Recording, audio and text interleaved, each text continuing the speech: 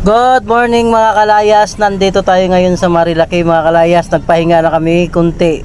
Ang punta namin ngayon mga kalayas doon sa Lola Heaven, pero alam namin at araw ng Biyernes Santo ngayon, hindi namin inaasahan na makapasok kami agad doon. Alam namin pag ganitong araw ay puno. Ngayon pag hindi kami nakapasok mga kalayas, didiretso kami ng Agus River. Pero pag hindi pa kami nakalusad ng Agus River, didiretso kami ng Real Quezon sa Real Star. Sigurado doon makakapasok kami doon. Kahit pa paano maluwag-luwag yun mga kalayas. Tara mga kalayas, bakbak na tayo.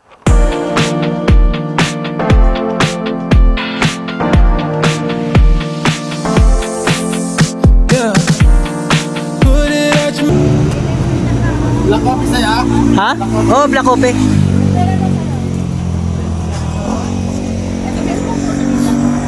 Oh, gwapo oh. Oh, tsaka magaganda oh.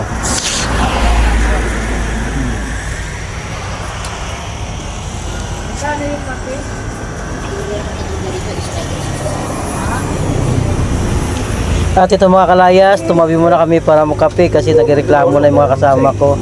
Tara mga kalayas, kape tayo.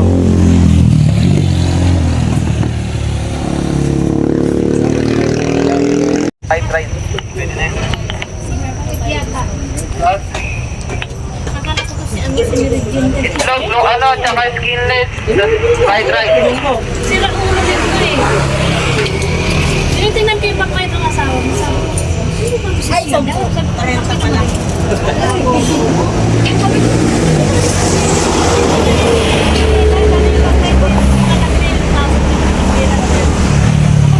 Wala mo mag-iam. Kaya ba siya? Wala ko makita may kapatid ko si Virgin. Ito na kaya ata siguro. Ito naman. Wag na mag-CR, wag na mag-CR. Doon na lang tayo mag-CR siguro. Kaya layo pa yun. Isang oras lang naman yun eh.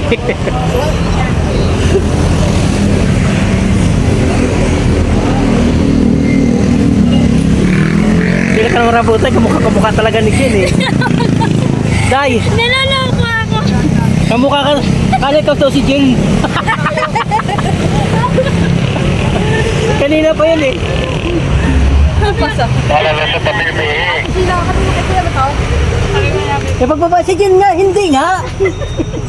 Pero naman yung katawan yun, yung katawan ni Hila, oh. Nakita ko ang backlight ni Marvin. Sabi ko, ano si Sherry yung backlight ni Marvin?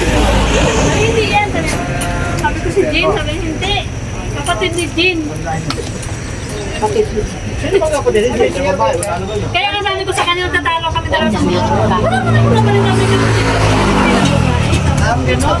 Kaya sabi ko sa'yo, hindi ka nagmamadali, bumaba ka, tanungin mo. Di mo nakita yung katawan, yung katawan ni Hila? Mamaya magtampo yan, kakain. Nalito eh, no? Hoy, wag ka umalis sa lolo, sa pulo, baka malulo ka.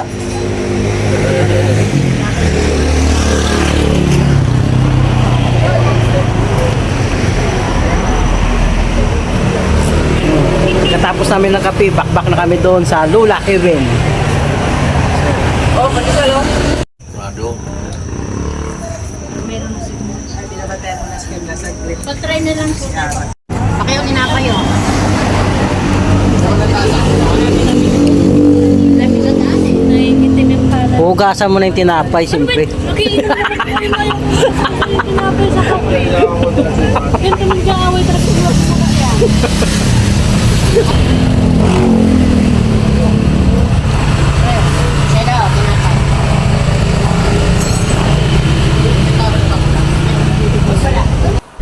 At ito na nga mga kalayas, pabakbak na kami para makarating kami ng maaga mga kalayas.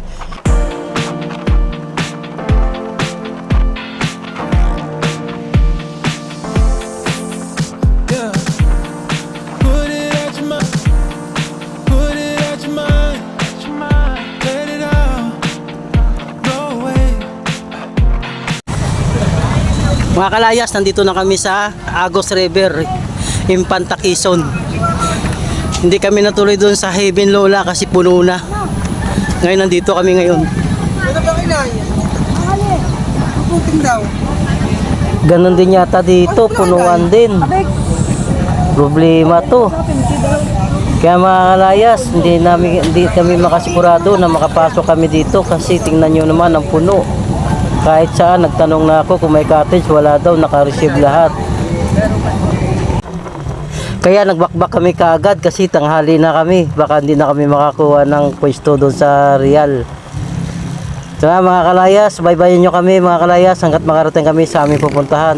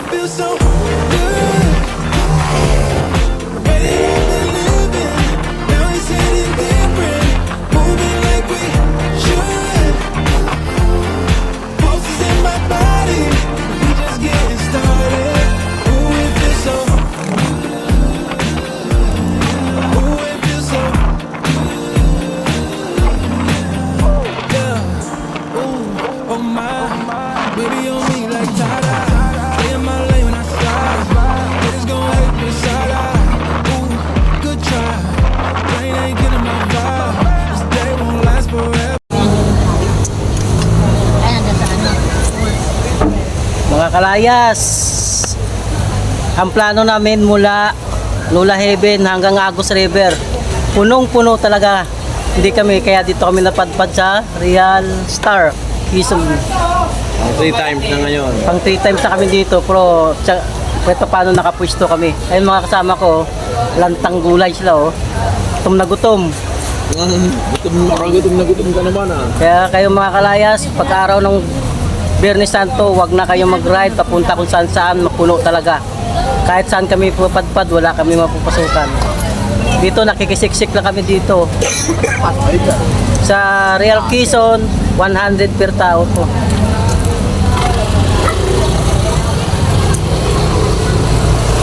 Ito yung cookie namin dito.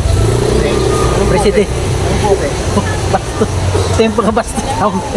Senior citizen namin, ito yung bastos.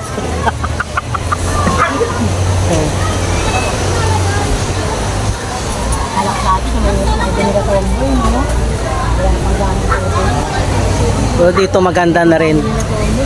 Tatang-tang si Daday. Saan pintan nyo? Pantaan mo ako.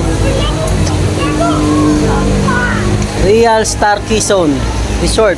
Dito kami ngayon.